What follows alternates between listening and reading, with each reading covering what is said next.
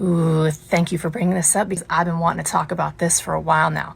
Christians. Question for the Christians, number 3. Here we go. If your God, all-knowing, all-powerful, omnipotent God, made all of us by his own hand, he created us exactly the way that we are. That's what you believe, right? If your God made me into the atheist that I am, and he gave me the free will to believe or to disbelieve, when you pray for me, asking God to save me, how is that not a contradiction of your own God's will to have created me exactly the way that I am? How would he answer your prayer for me without directly voiding my free will, which is to remain religion free? How would he do that?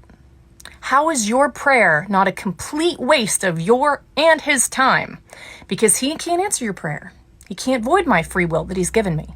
How is he going to save me? And why are you so arrogant to believe that you know better than your own God? I want to draw your attention to 3 serious issues with this video.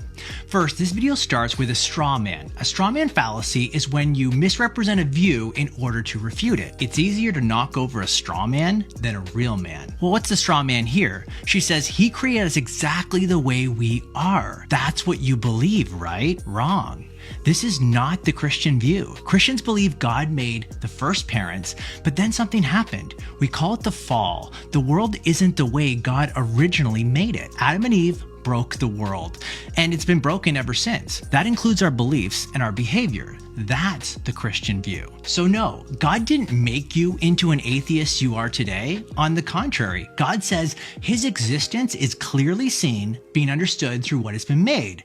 But there are some that suppress the truth. So her atheism is on her, not God. Second, there's the issue that praying for unbelievers necessarily violates their free will. At this point, we need to ask, what exactly are we praying for? Here's my answer. We're asking God to act in such a way to make a difference.